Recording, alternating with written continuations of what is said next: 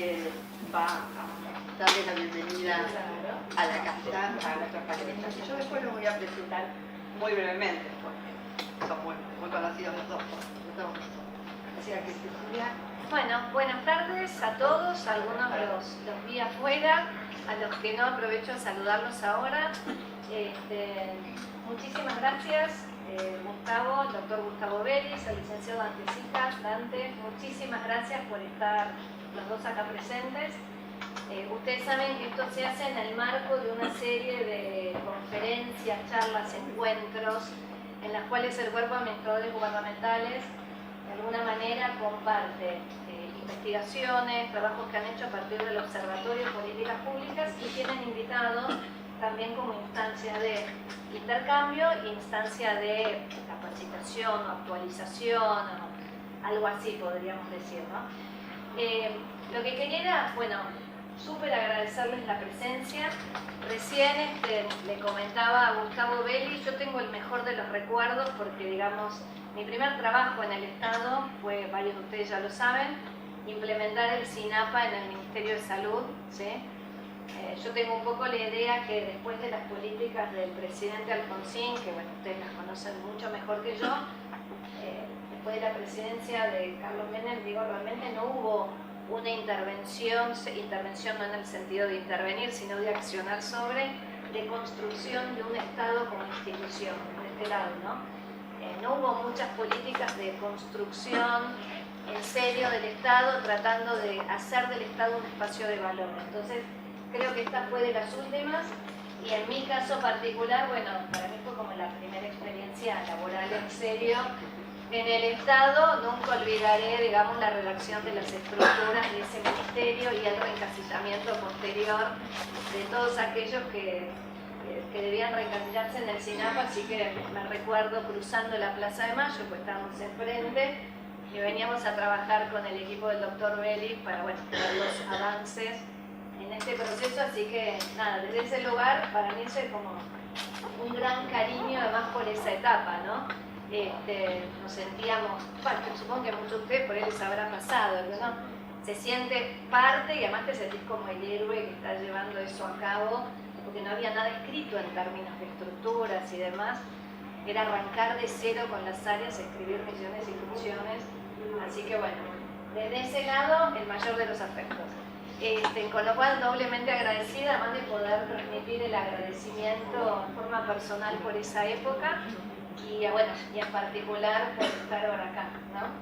En el caso del licenciado Dante no tenía el gusto de conocerlo, pero sí hemos pensado en él porque en estos meses, digo, que estamos luchando con el Banco Mundial para el otorgamiento de créditos, digo, haber conocido antes y haber tenido un consultor realmente experto en temas internacionales también nos hubiese venido muy bien, y le agradezco especialmente el tiempo que nos está dedicando para que podamos compartir estas cuestiones que tienen que ver con integración económica, en las cuales usted es experto, así que muchísimas gracias por compartirlo con nosotros.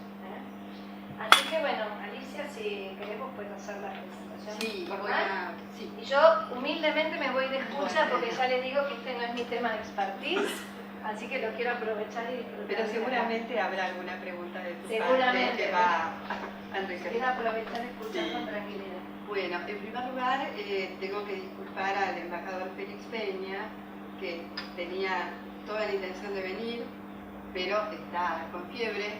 Me escribió ayer diciendo que estaba con 38 grados, pero que era optimista. Lamentablemente hoy seguía con 37,5, o sea que el optimismo... Sigue siendo chiquita, pero con fiebre.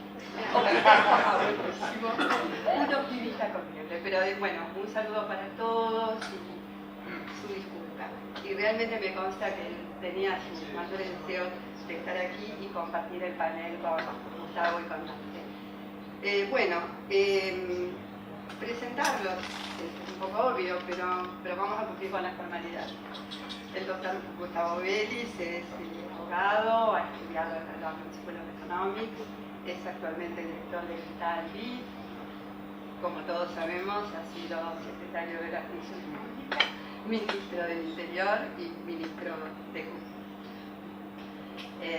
Ha publicado libros y va a hablar sobre un tema particularmente relevante, entiendo, para nosotros y el Ministerio de Modernización. Yo tuve la suerte de estar en el coloquio de INTAL el otro día, el 5, realmente quedé fascinada con su presentación. Y aprovecho para preguntarle, ¿la subida no está en INTAL? Ah, bueno, les aconsejo que la vean.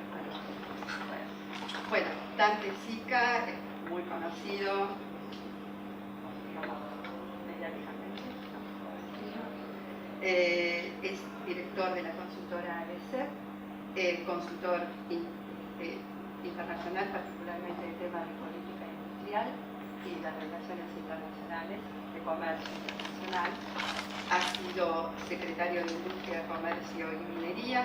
Actualmente integra el Consejo Consultivo del Ministerio de Traducción en las temáticas que son de su expertise. Y yo lo he seguido en varias exposiciones. Ustedes van a poder apreciar que es sumamente didáctico, aún para que no tenemos una formación inicial en economía, que es un gran mérito. O sea que, bueno, comienza antes. Vale. Bueno, antes que nada, muchísimas gracias por la invitación. Realmente es un honor compartir el panel con todos ustedes, iniciadores gubernamentales que tanto bien hacen al Estado, con él.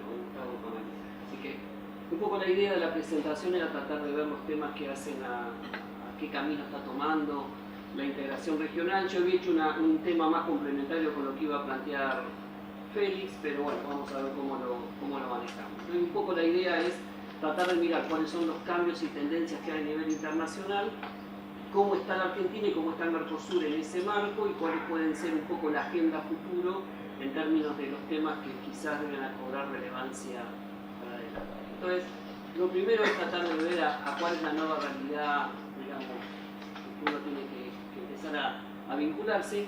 Lo primero es que claramente como región, cuando digo región estoy pensando en el Mercosur, básicamente, siempre me voy a referir ahí, quedamos bastante desacoplados de todos los procesos de integración que se han dado en los últimos 20 años, un fuerte desacople, en especial en todo lo que tiene que ver con los procesos de falta de integración que hicieron que nuestro sector industrial estuviera muy aislado, todo lo que tiene que ver de las cadenas de valor, o lo que se llama ahora la integración de cadenas de valor a nivel mundial, como también así básicamente a nivel regional.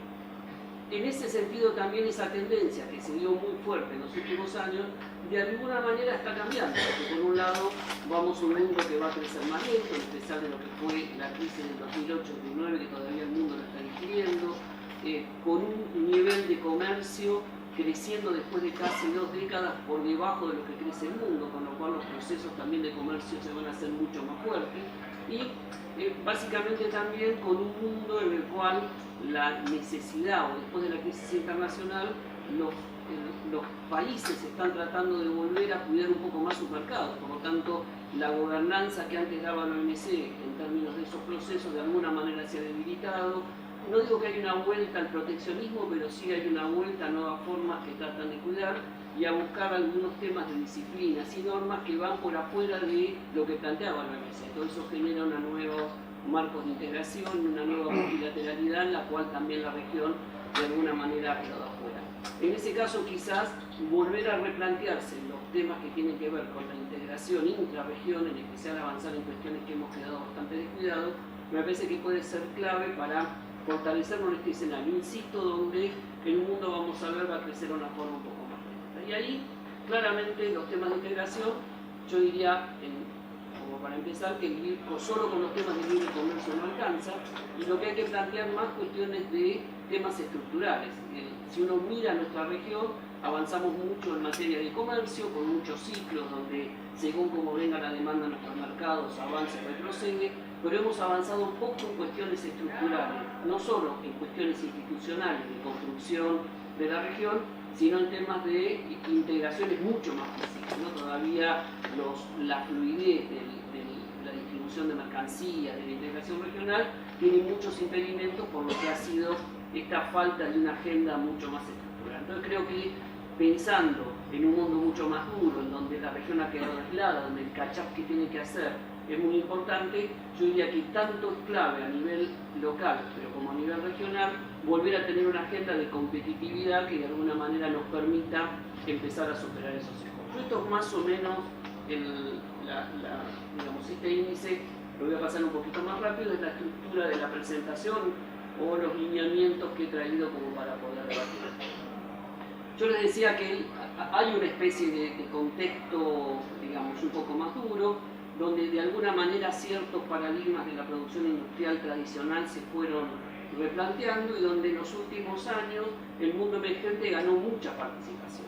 Estamos en un mundo donde cuando uno analiza el cambio fue fuerte, hay nuevas reglas e instituciones que se están dando en el comercio internacional, la aparición de nuevas disciplinas con normas desde el punto de vista del comercio muy por encima de lo que estaba planteando la OMC. Esto ha generado cambios en lo que uno llama la gobernanza mundial, donde el poder económico de alguna manera se ha ido desplazando de los centros tradicionales y empieza de alguna manera a acercarse mucho más a los países emergentes, en especial a la zona del Asia-Pacífico, y donde claramente cuando uno mira a nivel industrial, el mundo, tanto en lo que es la contribución al crecimiento como lo que ha sido el peso desde el punto de vista económico, ha mudado, ¿no? Cuando uno observa, ese cambio ha sido muy fuerte.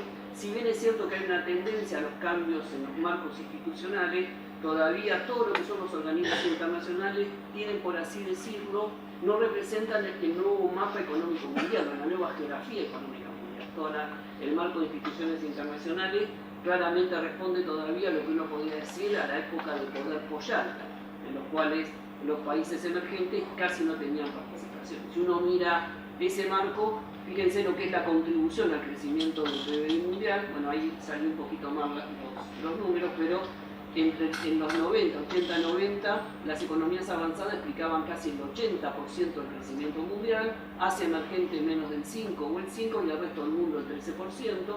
En los 90 ya empieza a perder un poco de participación, Asia es el 17%, las economías avanzadas casi el 64%, y fíjense ya lo que es en la última década, podríamos decir, los últimos 15 años, ya el Asia emergente representa o contribuye al 33% del crecimiento. Se debilitó en parte después de la crisis del 2008-2009 y en estos últimos años, yo diría del año pasado en adelante, ya digamos el Asia empieza a retomar un poco más su tasa de expansión. Quizás lo que se debilita China te lo reemplaza India, pero claramente es una zona que de alguna manera empuja, y en el resto del mundo, por suerte, estamos nosotros, ¿no? Todo lo que tiene que ver con América Latina. En ese sentido, digamos, esto generó la aparición de nuevos actores industriales, lo que claramente hubo un desplazamiento de la producción mucho más acentuado a partir de los 90, hasta yo diría un proceso muy fuerte de desplazamiento de la producción de los 90 al 2010-2011. Vamos a ver que en los últimos años empieza a verse algunas cuestiones distintas, en donde cuando uno miraba en lo que era la participación del PBI industrial a nivel mundial, los países avanzados tenían casi el 70% de ese PBI. Fíjense, América Latina, dato interesante, vamos a compararlo después, casi un 7%, 5%, el resto de Asia Pacífico 5%, India, Corea, China con el 6%, Japón, fíjense, Japón, Estados Unidos y la Unión Europea eran básicamente los representantes. Sin embargo, cuando uno mira la foto del 2013, el dato consolidado no debe haber cambiado mucho más. Si uno tomara un corte del 2015, ya los países industrializados son el 46%, y la aparición de China, donde ya tiene un 24% de la producción mundial. Fíjense que América Latina no se ha visto beneficiada por ese traslado del proceso productivo. Claramente lo que pasó es que todos los procesos productivos se trasladaron de los países centrales hacia la zona del Asia-Pacífico, haciendo hincapié básicamente en China e India, pero mucho más fuerte en China. Ahora, esto ha generado, y estos desplazamientos, ha generado lo que se denominan ahora las nuevas cadenas internacionales de valor, donde el proceso productivo industrial de alguna manera se ha deslocalizado. O sea, hoy para hacer una caricatura, desde el punto de vista de todo lo que tiene que ver con el proceso de producción, la parte de ensamble es la parte que menos valor genera hoy en el proceso productivo. Las mayores aportes de valor están en los procesos preproductivos, diseño, innovación, en las cuestiones de pensar el producto, y en los procesos posteriores, comercialización, logística, distribución. El proceso en sí mismo de ensamble es el sector que hoy menos valor está generando básicamente en la cadena.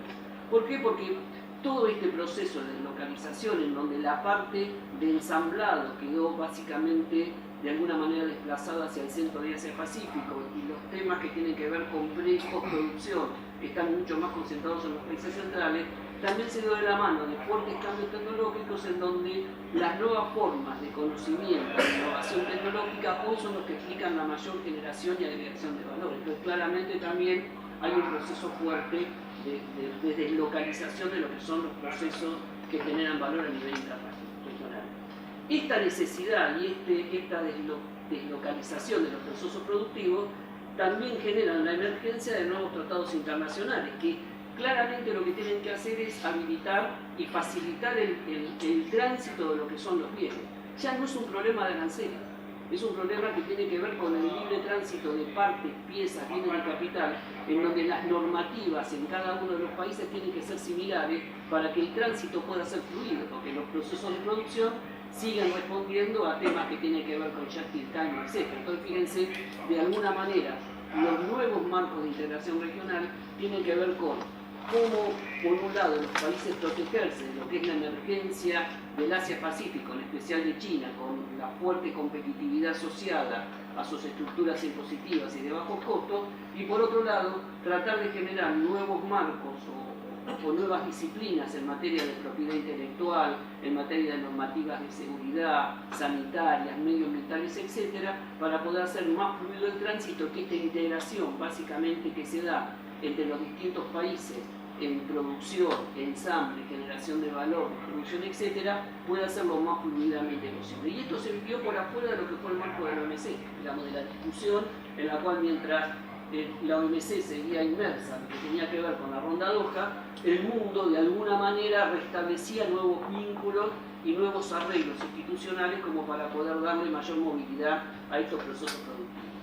Claramente la región, si uno mira y esos temas de negociación llevado a lo que es el movimiento de contenedores, esto es para el año 2014, fíjense que quedamos fuera del comercio mundial, estamos fuera de los circuitos en los cuales nuestros procesos, digamos, productivos están desintegrados o no pertenecen a ninguna cadena de valor regional. Tenemos muy poco peso en el comercio y claramente el eje está básicamente entre lo que es el NAFTA y lo que es el mundo asiático. Entonces, un dato importante como para tenerlo en cuenta. Como de alguna manera esta baja inserción, vamos a ver que también genera fuertes problemas de desintegración en las cadenas productivas y en términos de pérdida de competitividad. Digo, un indicador importante para tratar de ver digamos, cuánto integrado estamos en las cadenas es cuánto contenido importado tenemos en lo que exportamos. Fíjense que los principales países que tienen mayor exportación, China tiene casi un 50%, entre 50 y 55% de contenido importado en sus exportaciones. Alemania tiene casi 48% de contenido importado en sus exportaciones. Generan procesos de ensamble, algo de producción. El promedio del mundo está en 28. Fíjense que Argentina tiene una participación muy cercana a lo que son los países solamente de productores de bienes primarios. Tenemos una baja integración.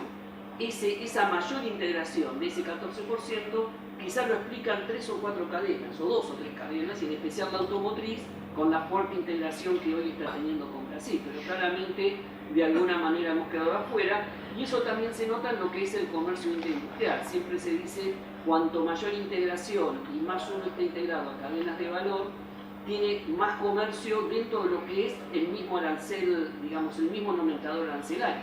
O sea, no es que tengo que exportar bienes primarios para importar industria, tengo que exportar industria para importar industria, y siempre del mismo eslabón, porque por lo general los procesos productivos tienden en el sector industrial a ser producción e importación.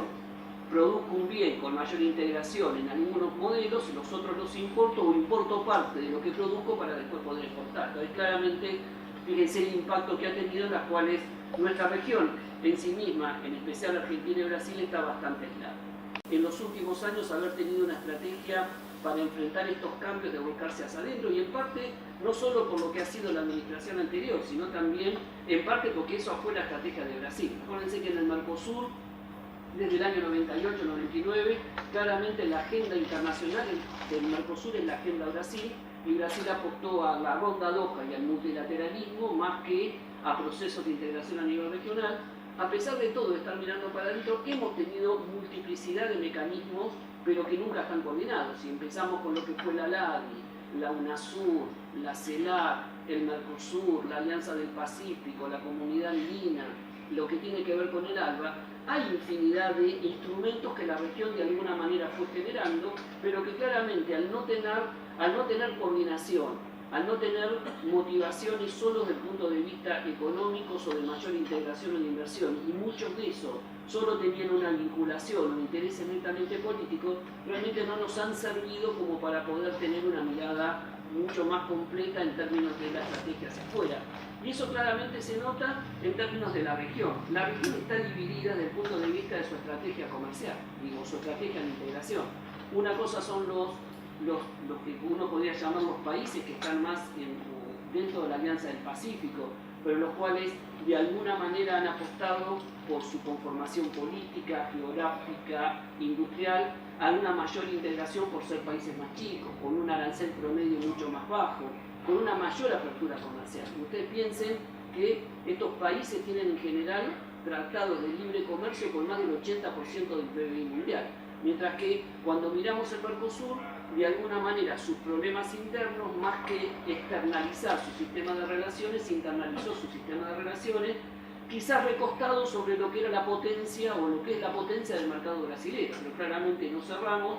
Tenemos menos del 7% de tratados comerciales o tratados de libre comercio con el PBI mundial, de los cuales muchos de ellos no se pusieron en marcha, como es el caso del tratado que tenemos con Israel.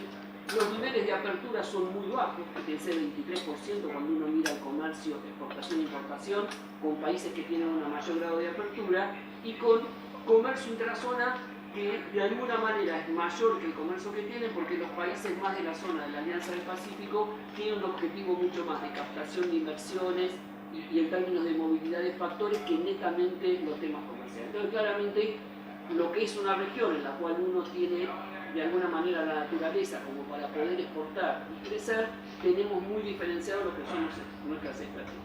Ya voy terminando. ¿Qué es lo que está pasando de alguna manera en ese marco? Digamos, hay una marcha atrás en términos de lo que pueden ser los temas de integración.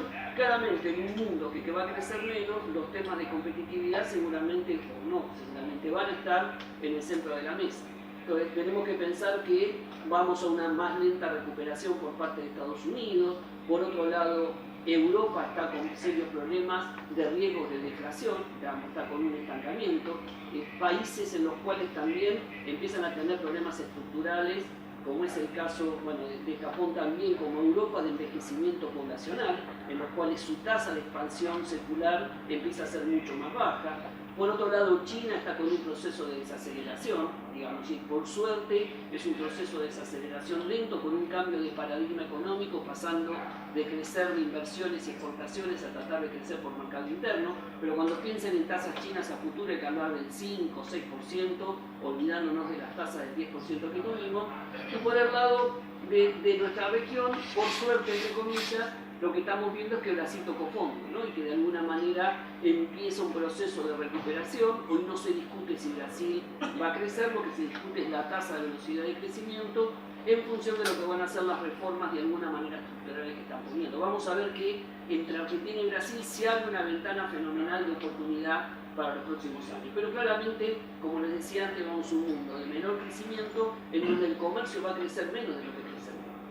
Entonces, cuando miramos, estos son un poco las tendencias en términos de precios de commodities, fíjense, históricamente altos y estables a futuro, pero muy por afuera de lo que fueron los super ciclos de commodities que vivimos en los últimos años. Es un tema para tener con un mercado estancado. Digo, este es un tema importante para nuestra región, porque nuestra región en los últimos años mejoró todos sus indicadores sociales, de inclusión, clase media, etc.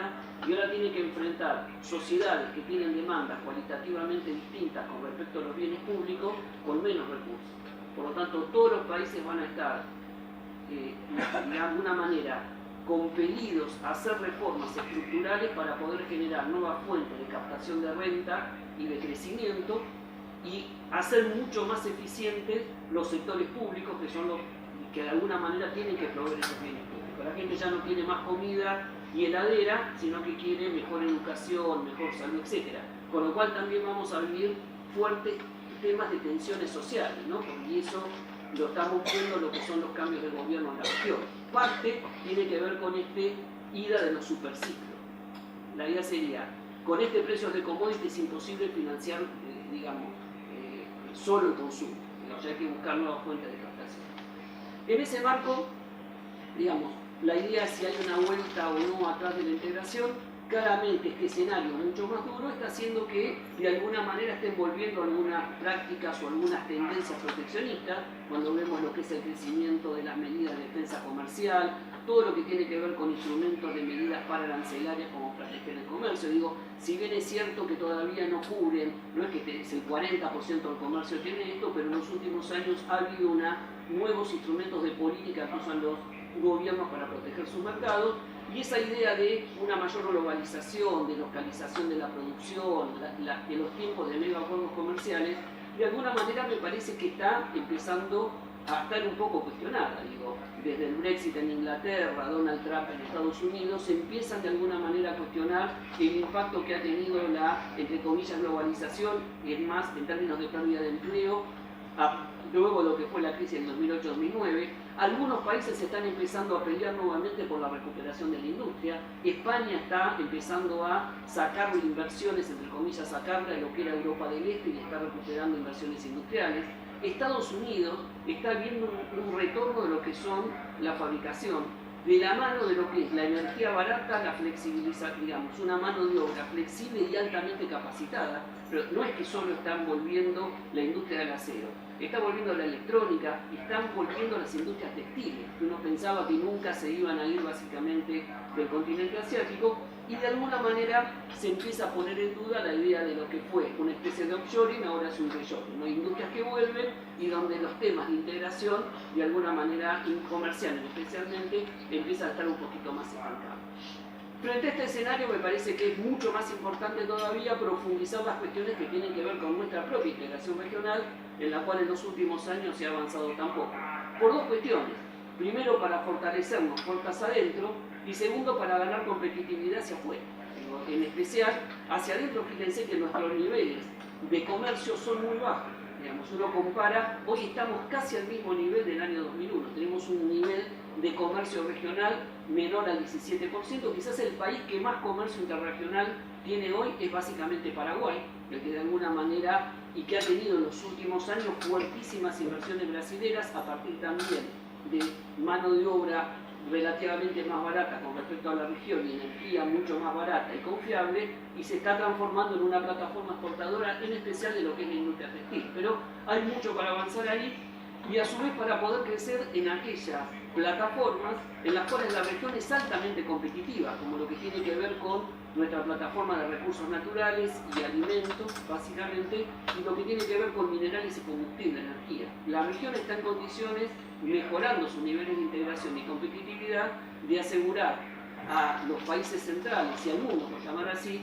seguridad alimentaria y seguridad energética por los próximos años. Ahora, eso implica mayor crecimiento del comercio interregional, fortalecimiento de encadenamientos productivos que son totalmente débiles en lo que es la región, y mayor presencia regional de nuestras cadenas de valor en términos de lo que podemos avanzar.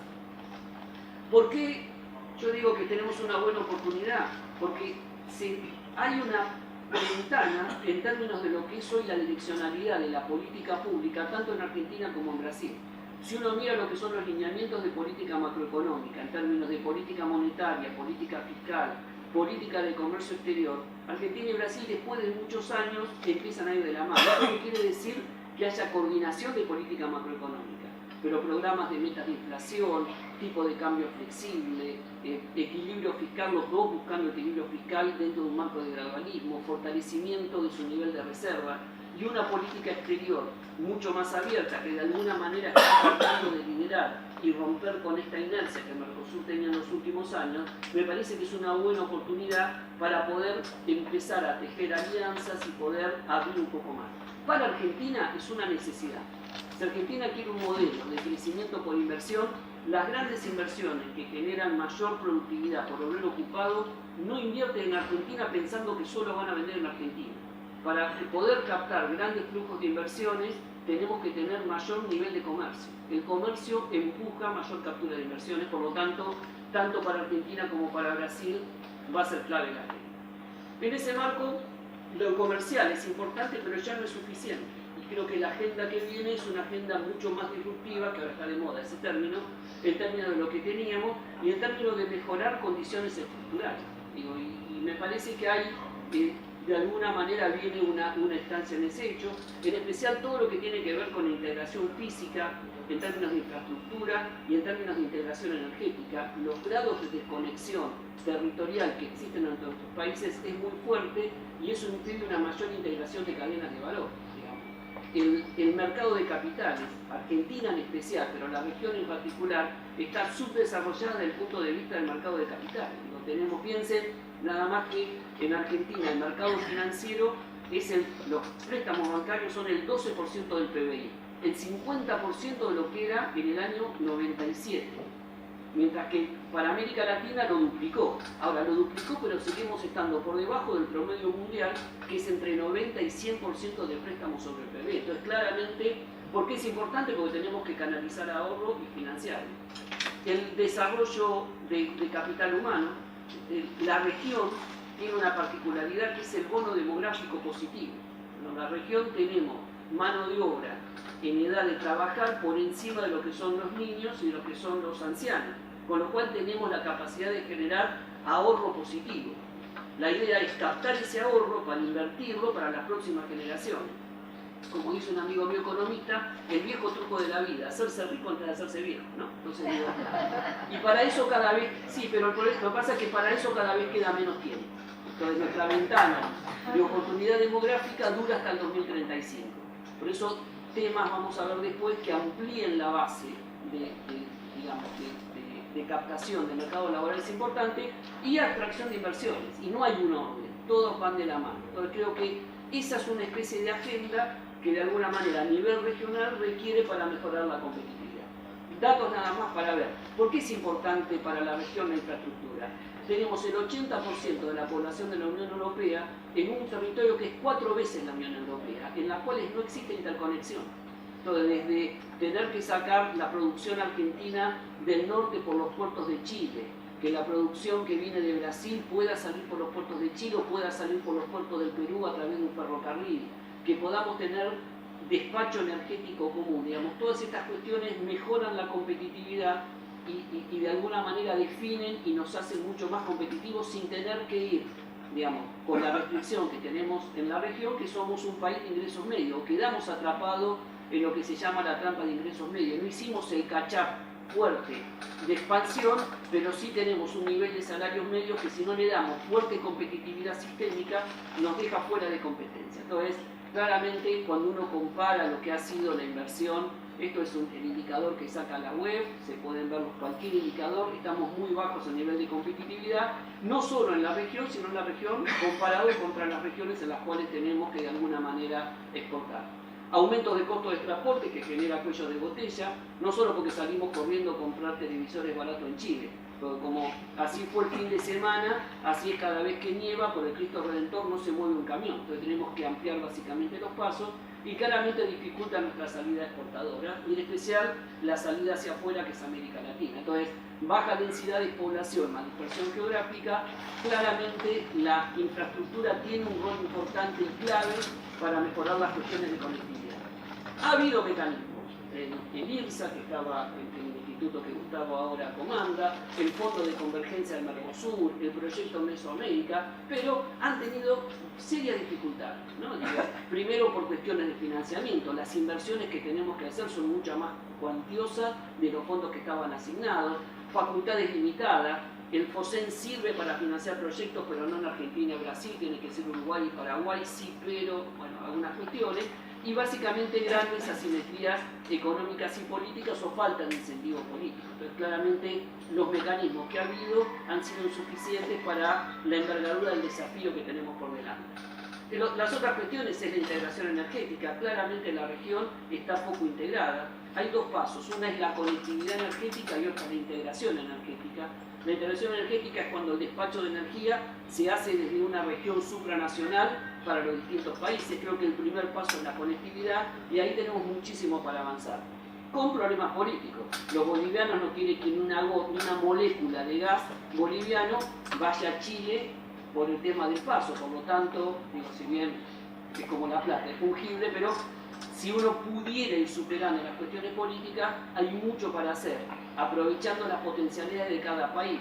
Las energías renovables, digamos, no convencionales, lo que tiene que ver la capacidad hidráulica de Brasil, las cuestiones del gas en Bolivia y en Argentina. Digo, hay muchas cuestiones que de alguna manera nos harían una potencia en términos de exportación y la energía de exportación de los próximos años va a ser el gas, en donde Argentina va a tener un rol preponderante. Yo les decía los temas que tienen que ver con el escaso desarrollo del mercado de capitales, que es un límite a la canalización del ahorro hacia la inversión.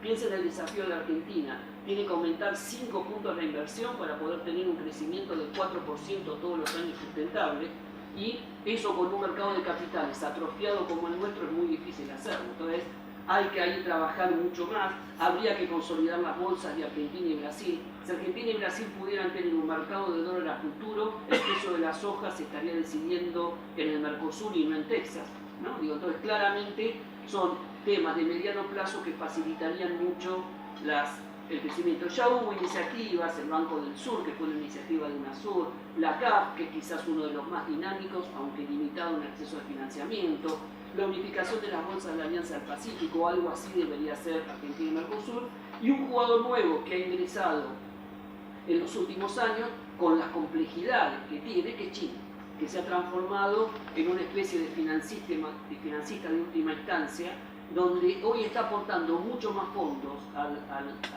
digamos, a la consolidación de obras de infraestructura, pero aportando fondos que lo que ha sido el Banco Mundial y el BID.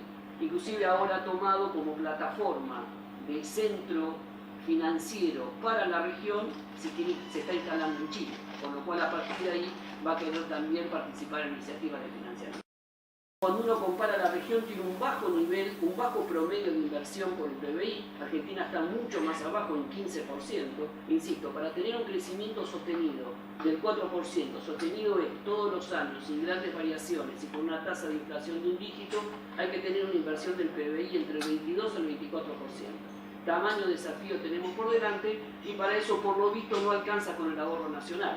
Por eso es necesario tener libre movilidad de capitales y captación de recursos externos. Y ahí hay cuestiones que me parece también trabajando a nivel regional, como para poder captar inversiones, la coordinación para posicionar la región en el mapa global de inversiones. Hoy Argentina ha logrado dar un gran paso, y cuando uno mira en lo que es la posición de la encuesta de los ejecutivos a nivel mundial, está entre los 5 principales emergentes como para poder invertir. Digo, es una ventana que se ha abierto.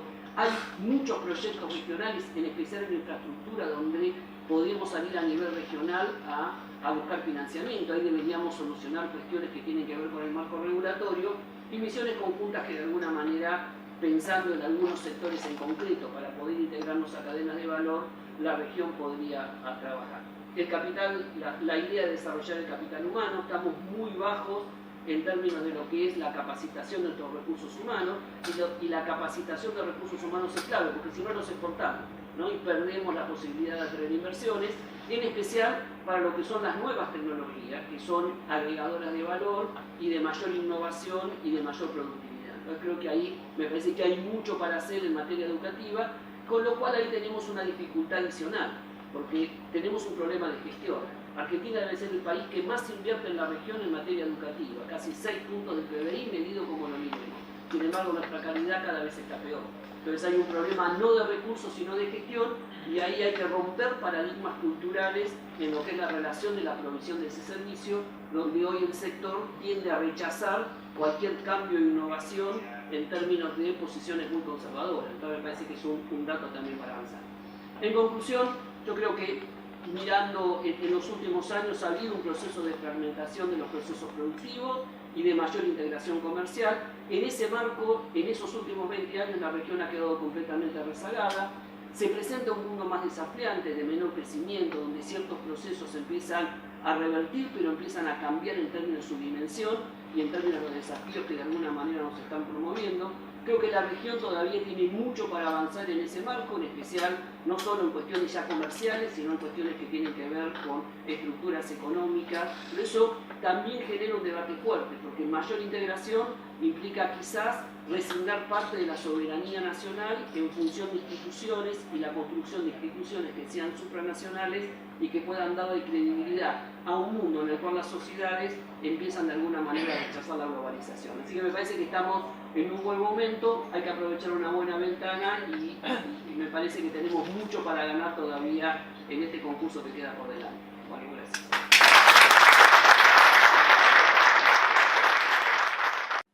Es un gran gusto estar acá después de tantos años y tantos recuerdos muy agradables y muy cálidos que tengo de aquella época. El primero de los cuales les debería decir es cuánta paciencia me tuvieron. Cuánta paciencia me tuvieron. Porque tenía 27 años y cuánta paciencia realmente. Y después cuántos recuerdos muy agradables y muy gratos. Así que es un gran gusto estar acá. Me renueva y me remueve muchas sensaciones agradables y para simplemente redondearlo, me pasó y me tocó estar muchas veces después de la tarea pública, aunque ya hace muchos años que no estoy, pero siempre cuando hablo con mis hijos y me preguntan sobre el paso por el Estado, digo, mira, la época más linda que me quedó de recuerdo es la época de función pública, con todo lo que impulsamos, el SINAPA y etcétera, etcétera. Así que una gran alegría de estar acá y les agradezco mucho la invitación. Ustedes saben más de esto que yo porque han vivido en el Estado y tienen este capital intelectual acumulado que es valiosísimo y que debería realmente tener esta valoración que es muy importante como ejemplo que da el país en cuanto a capacidad formada después de tantísimos años y con tanto esfuerzo. Así que dicha esta introducción, les quiero comentar entonces y decirles algunas ideas. Dante es un experto de esto, así que ha sido tan completo lo que nos ha transmitido, voy a intentar complementarlo con algunos elementos y algunos productos que traemos y que hemos puesto en marcha desde el INTAL. El INTAL ha hecho un acuerdo con la Corporación Latinobarómetro, que seguramente ustedes lo habrán usado y empleado y citado en diversos trabajos de ciencia política y del Estado, porque es la encuesta de opinión pública más antigua que tiene América Latina, desde hace 20 años, y a partir de la alianza que hemos hecho con el BIR y con el INTAL, lo que hicimos fue destinar una porción de ese cuestionario a los temas de integración regional. Más o menos el cuestionario tiene unas 65 preguntas, la mitad de las cuales, sobre todo a partir de este año, vamos a dar a conocer en breve el informe especial, van a estar concentradas en cómo ven los latinoamericanos la integración de su tierra. Y nos parece que eso es bien importante porque, como muy bien decía Dante hace un rato, los procesos de integración están ciertamente algo desvalorizados y muchas veces consiste esto en que tienen como una especie de secretismo, son criptoprocesos donde la letra chica no termina siendo conocida por los actores hasta el momento que esos tratados se negocian en el Congreso y adquieren dimensión pública, de opinión pública. Un ejemplo típico de esto pasa con el TPP en Chile, ¿no? Que se avanzó mucho en la negociación y ahora hay todo un debate en Chile producto del desconocimiento de la letra chica de ese tratado. Entonces lo que busca este tipo de instrumento es, por un lado, medir la percepción de la opinión pública, los anhelos y las inspiraciones y cómo ve los fenómenos de integración en su dimensión más integral, vale la redundancia, en el sentido no solo económica o comercial, y a su vez cruzar alguna de estas percepciones subjetivas con estadística dura o con indicadores que son objetivos, para comparar, si bien no se pueden establecer relaciones de causalidad, pero sí para comparar algunas correlaciones que son interesantes y que han dado lugar a algún punto que ahora vamos a compartir. Y para complementar lo de Gantt, a mí me parece que el tema clave, y en eso nos estamos intentando concentrar mucho, es la relación de integración y cambio tecnológico. Y cuando hablamos de cambio tecnológico, la tentación para muchos de nosotros es imaginarnos esa perspectiva o desde el escepticismo o desde el fanatismo, ¿no? Están los fanáticos seguramente son más nuestros hijos que nosotros, y los escépticos quienes no somos nativos digitales. Hay una especie de temor y de vértigo frente al avance tecnológico que todos los días vemos y comprobamos en nuestra vida diaria, y con solo salir a la calle, con solo leer y estar medianamente informado sobre los avances que se dan con el uso de la tecnología. Sobre eso a mí me permito compartir con ustedes un elemento que me parece muy importante. De alguna manera el destino de Argentina, si lo vemos en su capacidad estratégica de inserción mundial, en lo que pasó y en lo que viene, está asociado a grandes cambios tecnológicos. Si uno tuviera que analizar el tema de la soja, con sus pros y con sus contras, fue un gigantesco cambio tecnológico que se dio en el país hace 40 años. El otro día estaba viendo superficies sembradas en los años 60 eran prácticamente insignificantes. A partir de 72, 73, 74, ahí se dio un gigantesco cambio tecnológico que permitió, asociado a otras cuestiones, la sustentabilidad fiscal, bien o mal usada de la Argentina de los últimos 30 años. Después está todo el debate si no se tuvo que diversificar más esa producción, etcétera, etcétera, pero el punto que quiero transmitir es ese cambio tecnológico gigantesco que permitió de alguna manera una inserción de Argentina en el mundo de una magnitud realmente asombrosa. Y el otro cambio tecnológico es el fracking con el petróleo, con enormes debates ambientales, gigantescos debates ambientales, pero la verdad que si hablamos de vaca muerta, aún en un mundo que puede llegar al post-petróleo, con energías renovables, con energías alternativas, si hablamos de esa alternativa fuerte que tiene Argentina en términos de su producción y su matriz energética, por más que tenga que diversificarla, otra vez, el factor tecnológico es un factor muy importante. En síntesis, lo que me gustaría transmitirles es que cuando uno piensa en tecnología, y más con nuestra edad, a veces piensa en los supersónicos, ¿no? Nos dijeron que los autos iban a volar hace 50 años atrás y no vuelan, y está todo igual y se me traba. Pero la verdad que tiene sentido reflexionar sobre ese cambio tecnológico cuando uno ve la matriz productiva del país. Y sobre todo cuando uno ve y analiza el enorme impacto que esos cambios pueden tener en aspectos clásicos, tradicionales de la agenda de integración comercial y de la integración física de nuestro continente. Siempre me gusta citar un ejemplo, a lo mejor algunos me escucharon y ya les parece un poco aburrido, y traía algunas. Tenía acá un cuadrito donde de alguna manera podíamos ver el impacto de algunas. Acá. El impacto de algunas nuevas tecnologías sobre la agenda clásica de comercio y de integración. Empecemos por la fabricación digital o las impresoras 3D. Ahora ya se está hablando de las 4D. Digamos, la fabricación remota, aditiva, por impresión aditiva, de un bien. Fijémonos qué impacto gigantesco esto puede producir en la manera clásica que entendemos la infraestructura de nuestra región, que tiene elementos físicos que van a perdurar durante muchísimo tiempo, puentes, caminos, autopistas, rutas, hidrovías, pero que pueden tener también elementos intangibles que impliquen un cambio copernicano, un giro copernicano en el modo que entendemos el comercio internacional, que habrá pasado y que tiende a pasar cada vez más del intercambio físico, tangible, visible, de un bien, de un punto al otro del planeta, para lo cual se necesita un barco, un camión, un auto, un tren, etcétera, una cadena logística, etcétera, a la transmisión de datos. Desde una computadora aprieta un botón de un bien previamente diseñado y esa fabricación se comienza a generar en otro punto del planeta.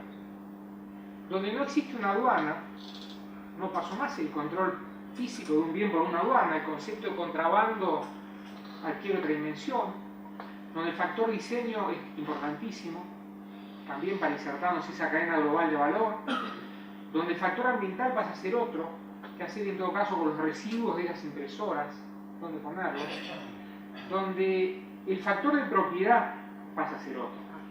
Entonces, un simple ejemplo como ese, me parece que nos tiene que llevar a reflexionar en elementos que efectivamente uno podría decir son de muy largo plazo.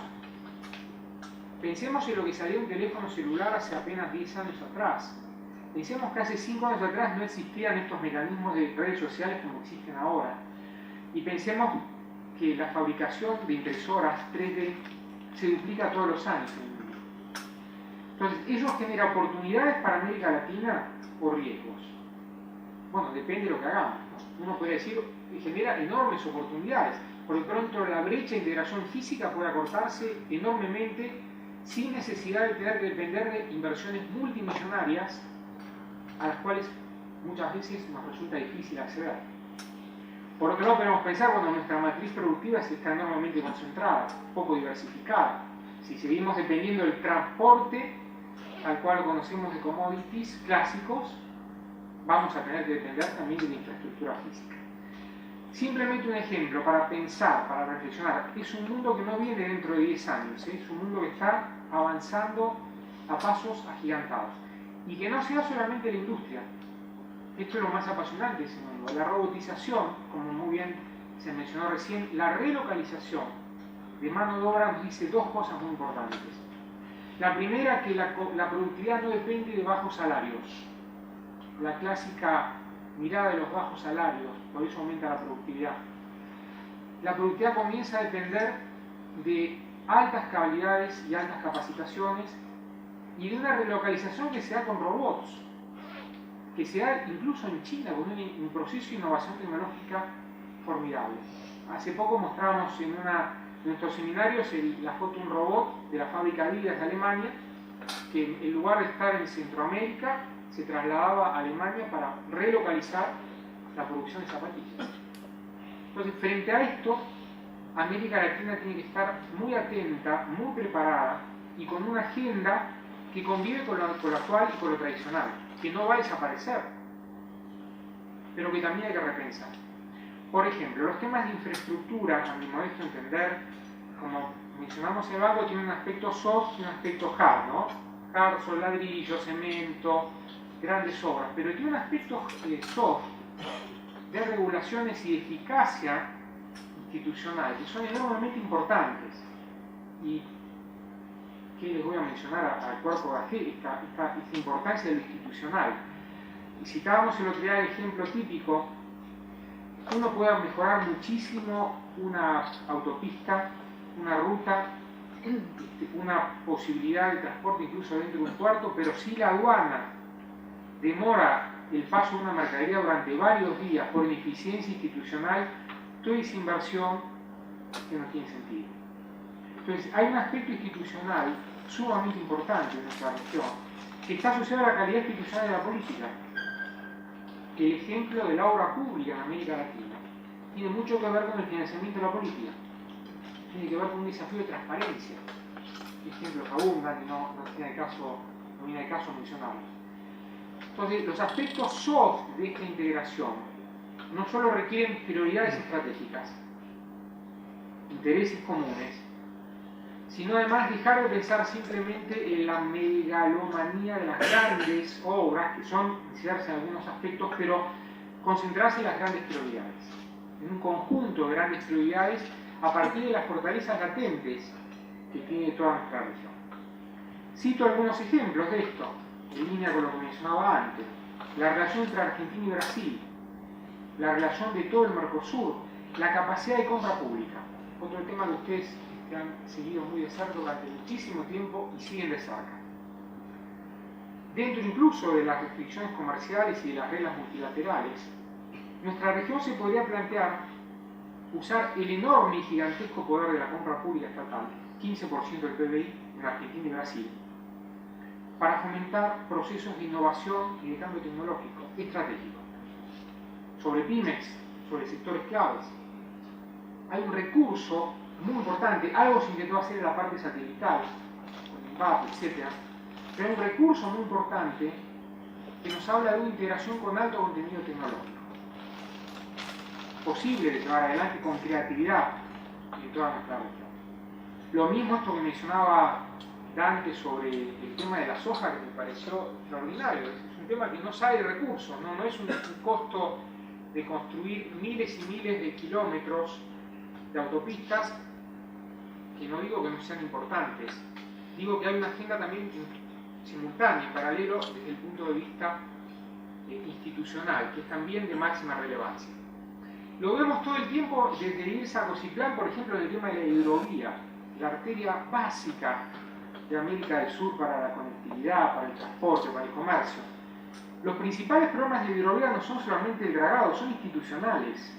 Son la coordinación entre jurisdicciones, entre autoridades, entre sectores, que van mucho más allá del mero dragado del río.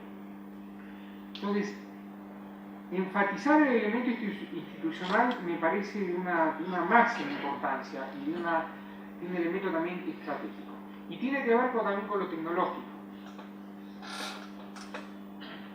Acá hicimos en el cuadro algunos ejemplos. La inteligencia artificial deja de lado la importancia del costo laboral. Decíamos recién, nos contaba el otro día un señor de Accenture que el problema de los robots los tienen que renovar cada 6 meses para hacer tareas de oficina y contables. Que aprenden, además se aprenden entre sí los robots, ¿no? No es un tema solamente a nivel industrial de la clásica manufactura. Nuestro sector agropecuario eso lo conoce. Yo citaba el otro día un ejemplo que puede sonar exorbitante del mundo de hoy, pero que viene. No le vamos a hablar de innovación a nuestro sector agropecuario. Hay robots en Uruguay que están ordeñando vacas en este mismo momento. Hay un cambio tecnológico gigantesco de biotecnología, de todo lo que conocemos de nanosatélites, etc. Pero ¿qué ocurre con la posibilidad de que se fabrique carne artificial? Es una posibilidad lejana, sí, porque un kilo de carne artificial sale $30.000, ¿no? Lo mismo podríamos decir de lo que salió una computadora hace una década atrás. En todo caso, ese aspecto tecnológico implica un desafío y una ventana de oportunidad para algún tipo de asociatividad nuestra, para pensar o repensar el paradigma de la biotecnología. 5.000 millones de dólares exporta solamente en carne bovina el Mercosur por año. ¿Nos dice algo ese fenómeno, como el auto sin conductor, o que se alimenta con electricidad? ¿Nos dice algo para 3 millones de personas que están incluidas en la industria automotriz en nuestra región? Repensar entonces no solo sectores clásicos como el agropecuario, sino también el automotriz. Obviamente con esa enorme complejidad, cada Dante es un experto en eso. En todo caso, ver las nuevas tecnologías como una oportunidad, no solo como una amenaza. Y por supuesto, no convertirlas en un fin, porque lo peor que podría pasar es tener medios sin fines. Convertir a las tecnologías que son un medio en un fin. Correr detrás de los medios sin tener un fin adecuado. Y cuando se conversa con respecto a fines, tiene que ver la integración con un capítulo de generación de empleo y oportunidades productivas. Es el otro gran capítulo que un concepto de integración integral de América Latina requiere.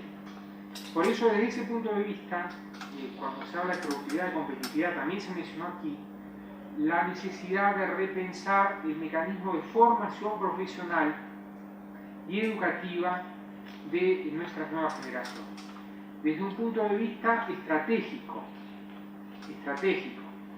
En el INTAL hemos invitado y hemos tenido oportunidad de interactuar mucho en estos últimos 2 años con sectores académicos que están siguiendo la evolución y la perspectiva de cómo la tecnología puede suplantar empleos actualmente clásicos o tipos de trabajo en todo el mundo que son clásicos, ¿no? Trajimos el año pasado, ustedes habrán leído el informe de Frey y Osborne que habla de cuáles empleos en Estados Unidos tienen que desaparecer.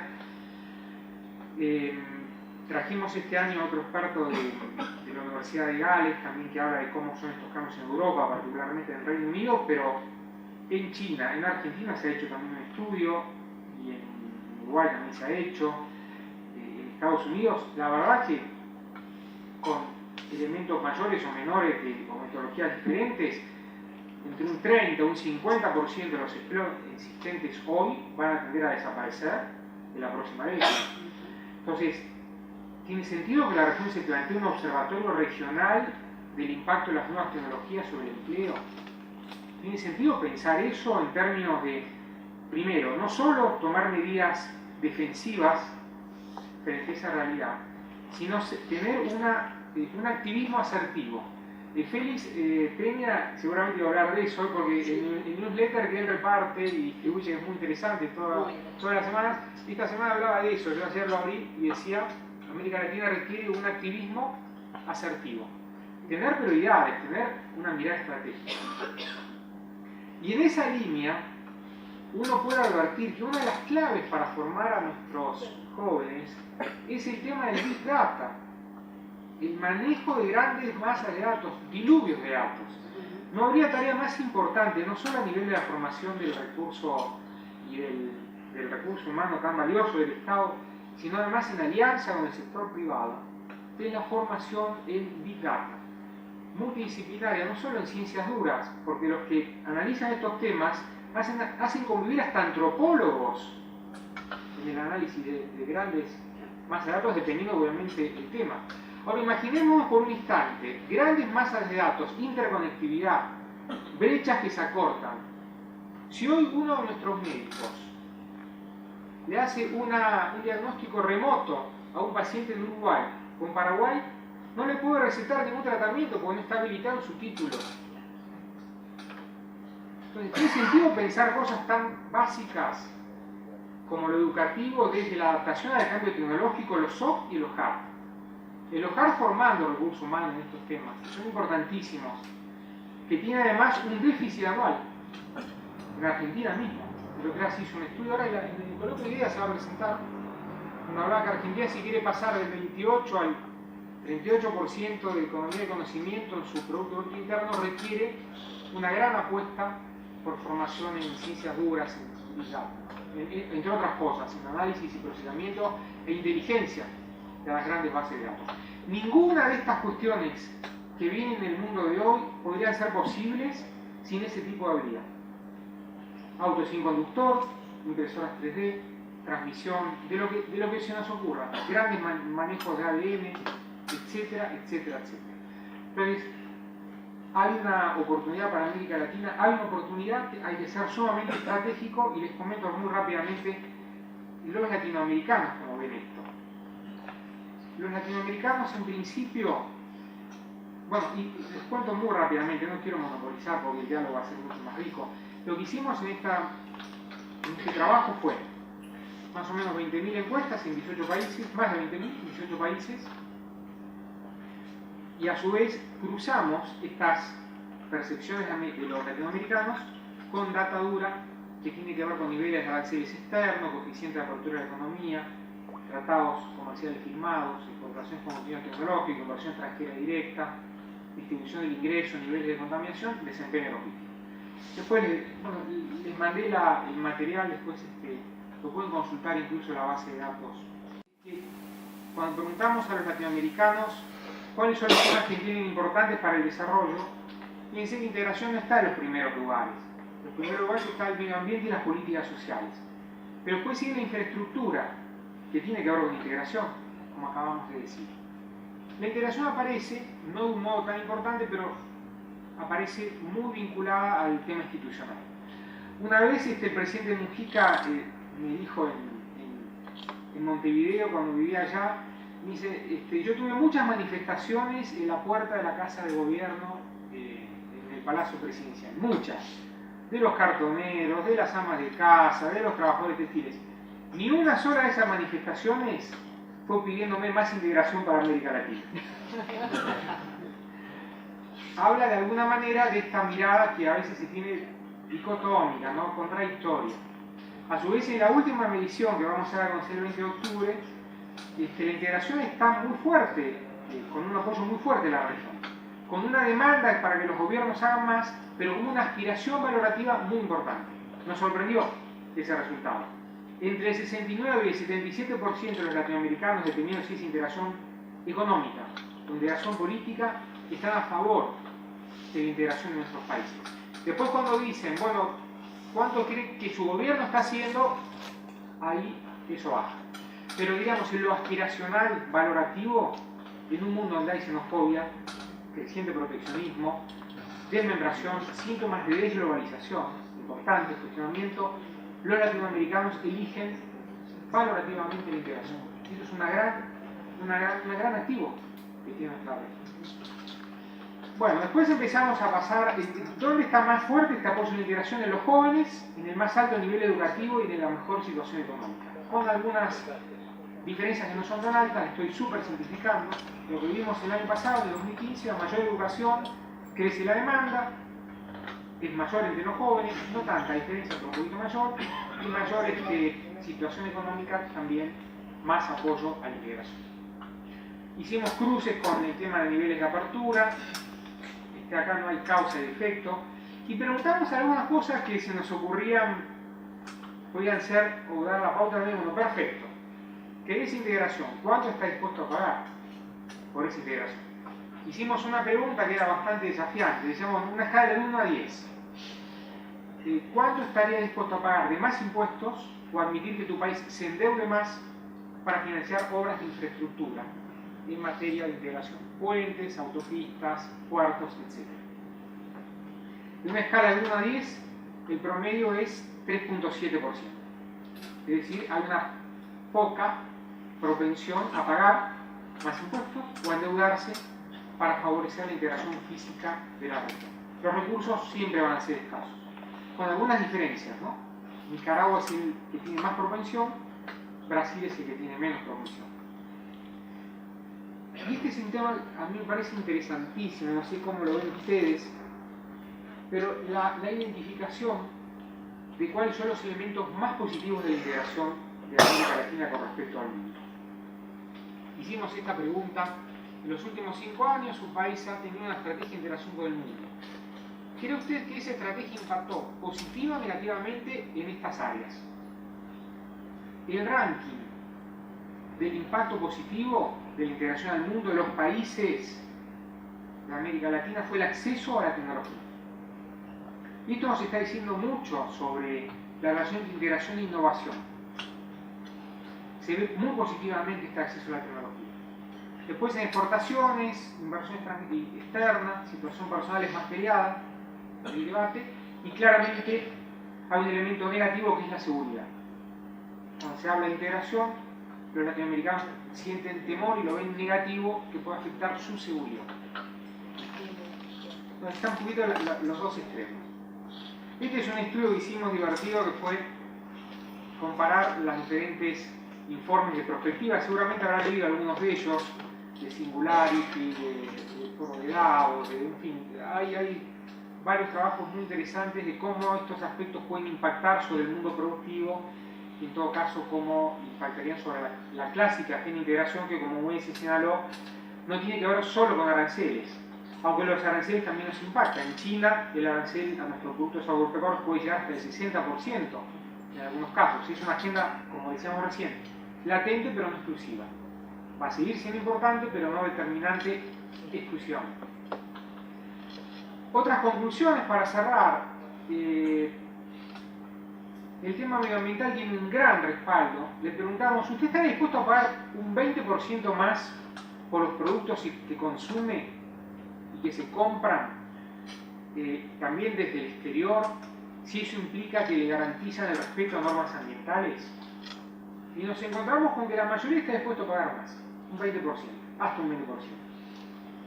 Es un dato interesante, ¿no? Porque los estándares ambientales tienen una gran contradicción para América Latina. Por un lado son barreras para el acceso a nuestros mercados. Por otro lado también pueden ser una gran oportunidad para tener un modo de producción no tradicional, de mayor calidad, premium, etcétera, etcétera. Todo lo que se menciona de alimentos y de góndolas, de supermercados, no solo de commodities, los commodities. En lo que no está bien en América Latina, acá está la agenda Lo que no está bien, a ver si encuentro, es en los derechos laborales. Cuando hicimos la misma pregunta, diciendo, bueno, ¿estaría dispuesto a pagar hasta un 20% más, siempre y cuando se respeten los derechos laborales de los productores o bienes? Y la verdad que ganaron más los que no estaban dispuestos a pagar que los que están dispuestos a pagar. Por supuesto, hablar de Latinoamérica es hablar de una gran generalidad. Tenemos los diferentes países, etcétera. No salieron al pluralismo. Sí. Bueno, y después daría para otra conversación un día, que es el tema de... Esta puede sonar también una utopía, pero mi impresión es que hay que repensar en Argentina los programas de asignación universal por hijo en programas sociales 2.0 asociados a tecnología y medio ambiente. Es un tema largo para charlar un día. Sí, el PBI de la región es mínimo lo que invierte nuestra región en estos programas, y ha tenido un impacto muy importante que explica, ahí sí, una relación de causalidad, la disminución de la inequidad de la región. La pregunta es si eso se podrá repensar no solo como una herramienta remedial de la emergencia, sino como un modo de mayor empleo sustentable con mejores calidades. En fin, es un debate feliz. Ya terminó. Hay un montón de cruces más que son también interesantes en función de... Cruzamos con, por ejemplo, el tema de los temas logísticos, el índice de desempeño logístico del Banco Mundial, la huella de carbono, los niveles de inversión extranjera directa. En general las relaciones son interesantes de advertir, pero no hay una relación de causalidad en todo esto que dijimos. Por ejemplo, un país abierto está a favor de... no está tan a favor de la apertura. Puede surgir aquí como respuesta, ¿no? Un país que está muy abierto no está tan a favor de la apertura. ¿Por qué es? ¿Porque la apertura trajo problemas o porque la apertura ya está y considera que la apertura no es una prioridad? Esa relación de causalidad no la exploramos, pensamos convocar un concurso de econometristas y de personas más afiladas en estos temas para el próximo año, para que puedan también establecerse algunos tipos de vínculos, ¿no? Lo interesante de este tipo de información es que permite pensar de algún modo temas que no son tan clásicos. Insisto, los clásicos son súper importantes y aporta al debate, sobre todo cuando uno va a las grandes cumbres o reuniones de toda nuestra región, que muchas veces ve que se carece de información de base, ¿no? Información apropiada. La principal de las cuales, ustedes lo habrán también analizado muchas veces, es la carencia de estadísticas para medir el fenómeno de los servicios. Es una carencia gigantesca, que tiene que ver también con las cadenas globales de valor, ¿no? Hay una dificultad muy seria para medir la economía de los servicios, y eso a veces da una distorsión, en cierto modo, de cómo está hoy constituido estos grupos de comercio, que tienden a considerarse solamente desde el punto de vista de los bienes. Bueno, esto es un todo, para no aburrirlos y ahora muchas gracias.